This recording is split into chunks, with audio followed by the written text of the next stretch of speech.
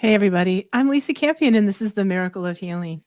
Our guest today is Billy Wynne. He's the author of the book, The Empty Path, Finding Fulfillment Through the Radical Art of Lessening.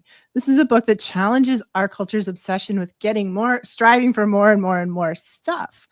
He's been a practicing Buddhist for 30 years, has a meditation teaching certificate from Jack Kornfield and Tara Brach, some of the best, and also has a lay Zen ordination from the Zen Center of Denver, where he now teaches.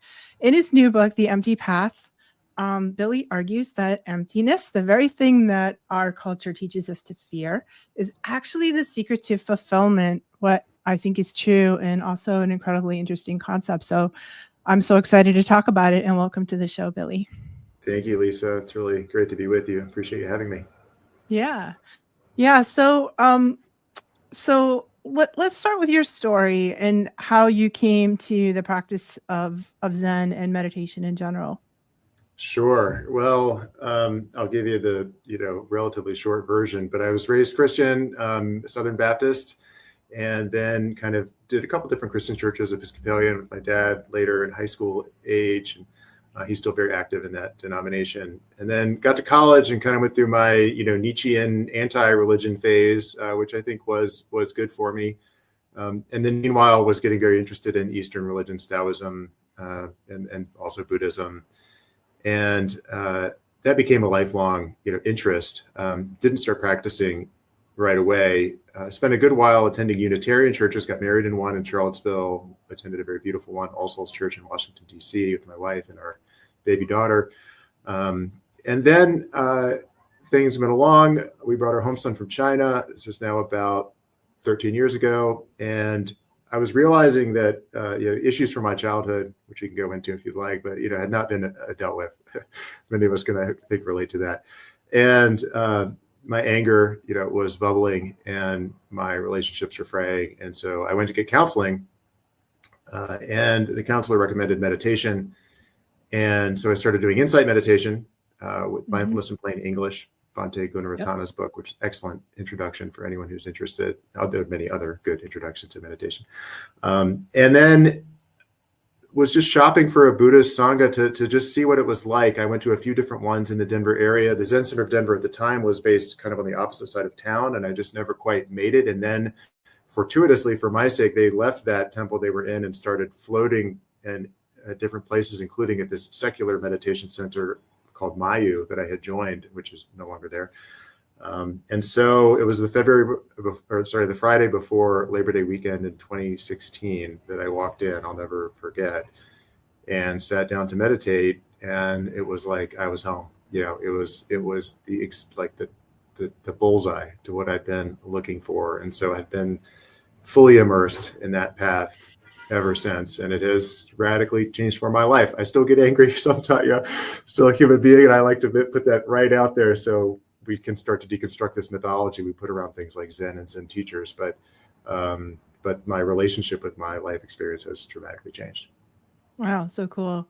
We were talking a bit before the show started, and I also grew up in the Unitarian Church, by the way, so lifelong UU. But my hippie parents took me to transcendental meditation when I was 10. I actually met Maharishi. And he did like Shaktipat, he did like the darshan, and actually had a profound message for me personally that changed my life. And I didn't know who he was because I was 10. I didn't understand what was going on until I went to college and studied comparative religion. And I was like, oh shoot, I think that was Maharishi that I met, It was quite a remarkable life-changing experience. And then had my strange Zen introduction to Zen when I was living in Japan, and my karate teacher was this Zen Buddhist monk who invited us to Zen meditation in the morning, 5 a.m, old school, on the floor in Seiza, no cushion, and which I totally could not do now. And then instruction in Japanese and the whack on the back of the shoulder with a stick when you fall asleep. So I've been also a lifelong meditator, and it's so interesting to me. What do you think it was about Zen that in particular that called you in? All the like insight meditation's awesome.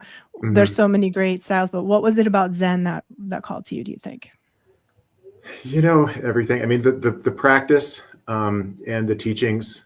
And I'll explain briefly what that means to me. But both just fit with me. And in Buddhism and in Zen, we kind of like my causes and conditions, my karma. It's like there are reasons. And why my personality and whatever you want to call it, my needs, emotional, otherwise, have been met so well by Zen for the last 10 years. But the practice of stillness and silence and in community, to me, practicing with a Sangha of other people is incredibly important, which is why when I moved to Carbondale, Colorado 4 months ago from Denver, it was imperative for me to set up a Zen sitting group here. We call it Roaring Fork Zen, and I had it yesterday morning, and tomorrow night it's going very well, but I still visit with the Zen Center Denver often. But anyway, so the form of the practice, for whatever reasons beyond my understanding, suited me very well. And the teachings, the original, the kind of classical teachings of Buddhism as they were reformed in the Mahayana, trajectory into China and Japan, and then of course Chan and Zen. I study koans as my kind of primary source of practice and meditation with my teacher, Peggy Roshi, who is a beautiful and wonderful person and teacher. So, the support that we get of the text and the teaching of Zen, which of course is all there just to help us settle our body, heart, mind. It's not in and of itself a solution for us, but all resonates very, very well with me. I'm taking a course right now on Southern Asian Buddhism, which focuses on classical Buddhism, Theravada, others. And I'm reading it, and just to be honest, not to get too wonky with your listeners, but a lot of that stuff does not really, to be honest, resonate with me very directly. And then we get to the chapter on Mahayana, which is what Zen is a part of, the broader movement within Buddhism. And I'm back home. I'm like, oh yes. Emptiness is a very core sort of priority for the Mahayana teaching. And so it's one of the reasons why I wrote my book about it. But it aligns with my. I love that. I think we have to, I think there are two really important things that you said there, that we need a teacher. Because I think this is a lot of times why people fail with meditation or try it and they're like, it's too hard, I can't do it. Yes. And it really is hard, and it's super hard to do if you don't have that structure, if you don't have the teachings to fall back on, if you don't have a mentor, if you don't have a group. Yes. I think it is too hard sometimes. Yes, no, and in Zen in particular, at least in the Buddhist traditions, the role of the teacher-student relationship is central. It is the primary thing, and finding a good teacher, but also being open to learning from other teachers, of course, and is just like you said, essential, and to have that support and to have the support of the Sangha community, and to know. And one thing that really was helpful to me that I like to say, just in case I don't get another chance, for people who want to meditate or starting to meditate, I think the only reason I've been able to continue the practice and to really become a fairly diehard Zen Buddhist is because I promised myself at the beginning I would not let my meditation practice be yet another aspect of my life where I was harshly judging myself all the time. Right? I was just going to let it be what it is. And I knew my mind was going to wander around, and I knew my legs were going to get sore, and I knew there were going to be people doing it, quote unquote, better than me.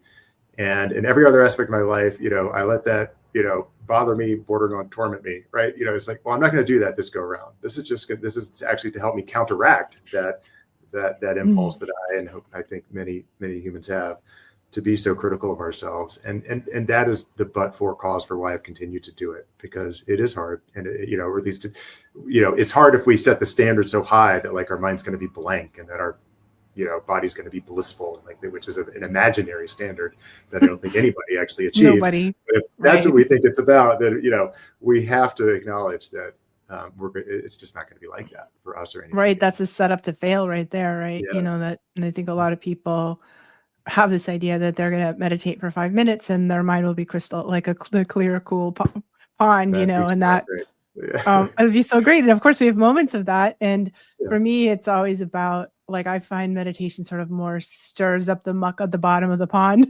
And, then you have to sort through that. And then it goes back to being clear and still until the next round of muck arises. Yeah. That's sort of what the analogy my Zen teacher used. Yes. So let's talk about the concept of emptiness, because I know that's the central concept in your book. And it's so interesting. And when I was in Japan, emptiness is kind of a big part of Japanese culture that's not really true, I think, in other cultures. So if you go to like the Zen garden, right? That's sort of like we think about the Zen, what the Zen gardens look like. It's the empty spaces that are the important parts, and they can look really bare to our Western eyes, but there's something about the emptiness. So let's talk about emptiness for a minute. Yeah. So, well, I think, for one thing, I think one reason that I'm so attracted to Zen and Zen aesthetics is that my mind is so busy and in a constant state of evolution, and that spareness and emptiness of the Zen teaching and aesthetic is, I think, a reason why it's the medicine that I need. So emptiness for me is sort of the central jewel, of the Zen Buddhist teaching. And I think of it, there's sort of three maybe easier to understand lenses by which we can get close to this core teaching, which is really impossible to put into words, explicitly, but I think it is important to, get familiar with it and try to understand it, yes, kind of intellectually at first, but then through meditation and practice more intimately in an embodied way. But so very, very briefly, the three, and these are the three marks of existence in the Buddhist tradition. And the first one is impermanence. And so everything is always changing. So everything, kind of, whether it's living or inanimate, comes into being, like a chair, or me, or this plant, right? And then eventually dies or stops being the chair, eventually will be thrown away and decompose, et cetera. Right. So that's one, but also in every moment, everything is always changing, right? The body is always replenishing itself. The cells replace themselves every 7 years, and that's happening slowly, right? The atoms in the chair are moving. It is, degrading all around us. We don't see it all the time. The mountains are moving. Everything is in a constant state of flow. So that's impermanence, right? So the idea that there's this fixed thing that we can point to and say, that's what this is false, because that is, as soon as we're done saying it, it's different. So that's impermanence as one lens to emptiness. The other is no self. So very relatedly, we have this idea that, okay, there's this kind of something inside of us that is there when I'm born, and it is there when I die. And for some people, it's before and or after I live on the world, right, in the world. And it's like, okay, well, what is that thing? Show it to me, right? So is it my name, my social security number, my skin, my neurons, where is it? And so for us and for everything, the observation that Zen Buddhism offers and Buddhism offers for people to consider and validate for themselves is that there is no inherent identity, ego, self that we, naturally assume is there for ourselves and all other things. And so that recognition is the second lens toward getting to this central theme of emptiness. The third thing is dependent arising, and what Thich Nhat Hanh really doubles down and calls interdependent co-arising. And so, but what it means is that the only reason that I exist in the way that I do is because everything else exists in the way that it does. So there is an interdependent, like, yes, the sun and the rain, make the tree, and that is very true, and that is dependent arising. But also, without these things, or these things being in any slightly different way, none of these things would be there, right? So it's not just a kind of relationship, it is a co-being of all things. So, and this is an important piece of the way to understand emptiness, because the natural way to hear the term and the concept is nihilism. There's nothing, it's meaningless, there's nothing there. It's kind of radical subjectivity. And dependent arising says, no, everything is definitely there.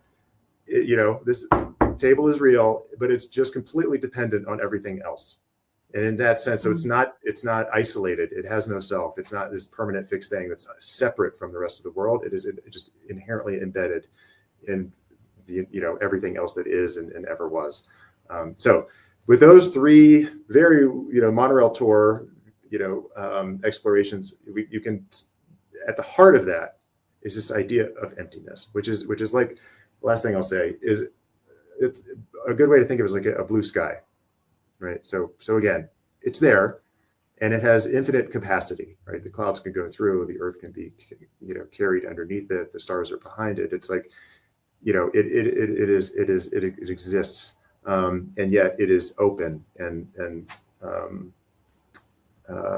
fertile and flexible for what might arise within it. That's beautiful. What a great analogy.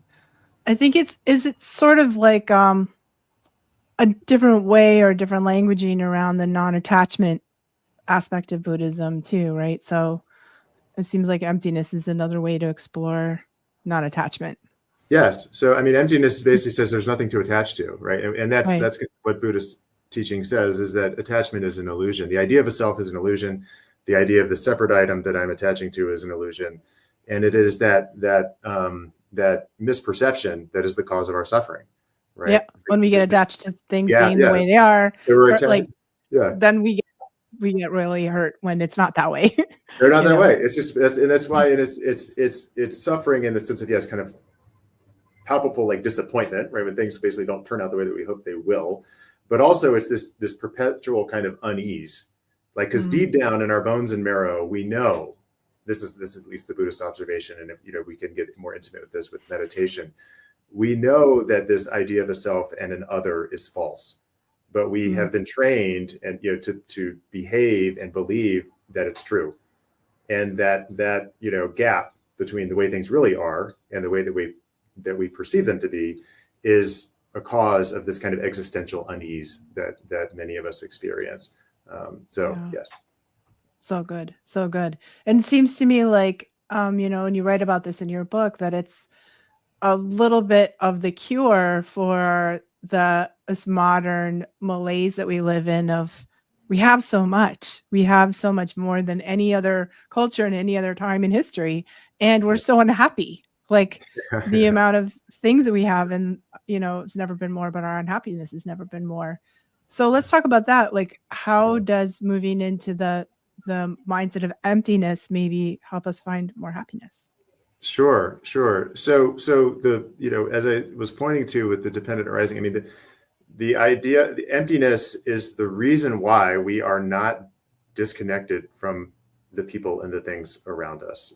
So people have had experiences of we call oneness, right, or connectivity or whatever, interdependence, and so through a Buddhist lens, we say, well, the reason that is the case, that is a real observation, right, and the reason it's true is because all things are empty, and so when we can observe that and experience that and understand, have a little bit of kind of trust that is the case. Then we see that the idea that we are sort of incomplete and lacking and need to go around searching for and finding things and ideas and experiences to make us happy and fulfilled is never going to bring us happiness. It's never going to be satisfied, because the truth is that we are already inherently whole and complete from the beginning. We're already completely fulfilled. There's no other way. We just have this idea, right, that we're faulted and we have to go and be something else.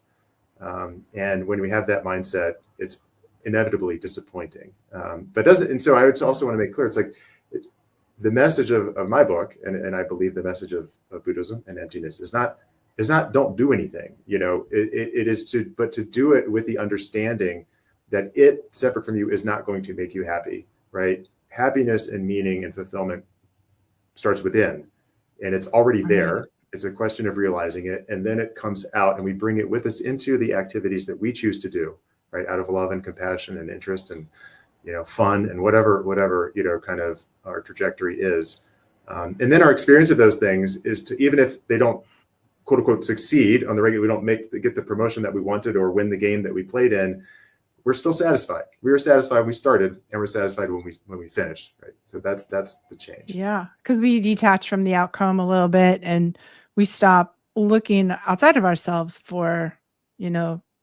what we really can only find on the inside, right? And that's for me, the whole experience of meditation is making sure I'm taking that time every day to look inward, and that, because I think as humans, our natural orientation is to look outward and try to fill that gap that we feel that pain or the suffering or the anxiety or the depression, all of those things with the outside, and it never works. It just doesn't work. It is an interesting thing, and I've definitely shed some tears, over the fact that, like, we don't want to believe how beautiful and whole and complete we already are, right? We deny, we call in Buddhism the lamp, the transmission. The Buddha looked at the morning star in the morning of his enlightenment, and we call that transmission, and then on down, kind of the line from teacher to student. And it's so, but all of us in our own way, and whatever our spiritual tradition is, are have a predisposition to deny the lamp, to deny our beauty, to deny our inherent enlightenment and wholeness. And it's it's culturally and really, I think, evolutionarily, genetically trained, right, to be that, to be afraid, to feel isolated, to believe that we're not enough. And so it's so hard to accept that everything is already exactly kind of in its right place with us. That's amazing. That's a great observation. Let's take it into sort of a real life scenario here, because I know in your book you talk a lot about parenting and the challenges parents have.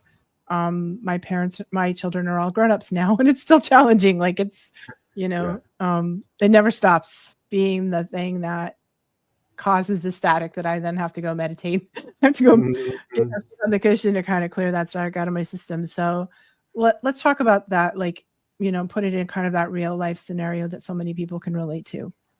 Sure. Well, gee. So my son is 15. He's a ninth grader in high school, and my daughter is a sophomore in college. She turns 19 actually on Friday. We're going to go see her, so I'm excited about that. So parenting is really why I went on this path. I kind of alluded to it at the beginning, but it was really parenting with my children where I was like, okay, it's time to get a handle on these outbursts that you're having, Billy. And like, this is it. This is your chance to be the dad that you want to be, and the husband and the friend and all the other things. But really, I think parenting for me was just the very crux of the matter. And feeling like I, couldn't be the dad that I wanted to be, with the anger and this unfulfillment and this, perception of isolation and et cetera, that I had. So I, and still to this day, that is the crux of my practice. It's like, why do I practice? It's really because to be the dad, to be the husband, to be in relationships in the right way. And I think there's also this misperception of meditation and Buddhism and Zen, that it's about going, into a cave, and it's about separating, from like the nitty gritty of our daily lives, and only by ourselves can we kind of awaken. Well, I think it's the only really in community and in relationship with others can we truly awaken. It's like, if you can sit still for an hour in a cave, then God bless you. That's wonderful. I'm happy. I do it sometimes. It's nice. I think it can be therapeutic and medicinal, but it doesn't mean a thing if you walk back out of the cave and yell at the people you love. That's my opinion. So it has to inform your actual real nitty gritty life. And so, parenting has been the cause and the focus of my practice from the beginning. That's good. And I think, like we can consider, like for me, the friction that the world brings me is always adds a lot of grist to the mill for my practice, Yes. And over the years, as I've been practicing, it takes less to trigger me or make me reactive, but somehow the world keeps coming up with stuff that does the trick. So Yes. There's no lack of material there. No doubt. Well, one thing that's helpful for me is in Buddhism, we have the three poisons. Greed, we call it greed, hatred, and ignorance. And really, those are kind of like extreme things. But greed, just everything we crave; hatred, everything that we are averse to; and ignorance is just all of our kind of perpetual misperception, in the Buddhist observation of the way that things are. And in the Bodhisattva vows, we say greed, hatred, and ignorance arise endlessly. I vow to abandon them. And so, but the first part is very important and literal. And my teacher, Peggy, helped me see this. Like, they do arise endlessly. So our greed and our hatred and our ignorance, and I know those are extreme terms, but you can kind of soften them to make them personal, but like, are always there. And they're always there. It's just it's how we're trained. It's in our bones. It's like, and so it's just, that's the practice, right? Is to just keep putting them down. So on the one hand, I'm practicing to not lose my temper at my loved ones. On the other hand, I shouldn't be all that surprised, or self-loathsome when it happens. because this is the way of things. Like these poisons are in our karmic conditioning, and they just keep arising. And the practice is to acknowledge them and to continue to work with them. I love that. That's so good. And what if people wanted to start somewhere? Like, what would you recommend? I mean, do we just get a meditation app on our phone and start there, or do we look for a teacher and a Sangha like you talked about? What do you think? Yeah, so it's not, I mean, Headspace, all, the big popular apps out there, I think are great. I used Headspace for a long time.